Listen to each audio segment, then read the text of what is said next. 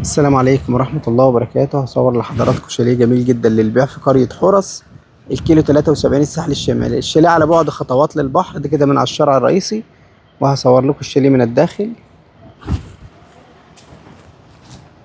طبعا هو تاني واحد من الناصية، ده الناصية وهو اللي جنبه. وطبعا الشارع ده ان شاء الله هيخلص انترلوك في الشتاء السنة دي.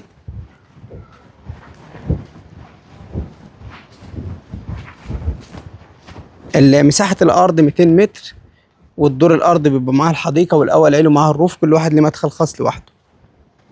طبعا ده المدخل الجميل، ودي صورة المبنى من الخارج. ده تراس، وده حديقة كده جانبية.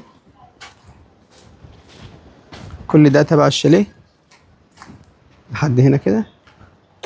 هي الجنينة بس محتاجة تظبيطة بسيطة.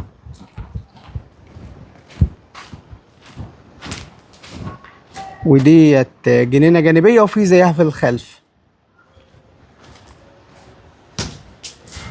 الشاليه واجهته بحري، ده ريسبشن.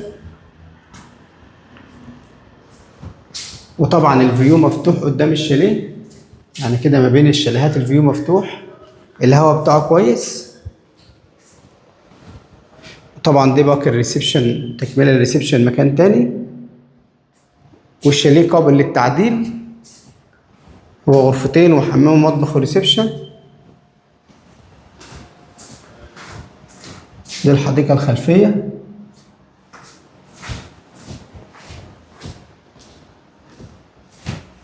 وده المطبخ،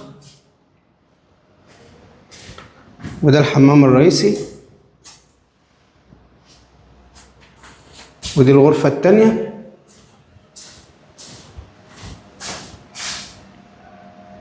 وده برضو الحديقة الخلفية. الشاليه ميزته ان هو قابل للتعديل، ممكن يتعمل 3 غرف وحمامين، او ممكن يتعمل 3 غرف وحمام. مساحة كويسة، وهو يصلح للسكن على وضعه الحالي، يعني كويس مش بطال.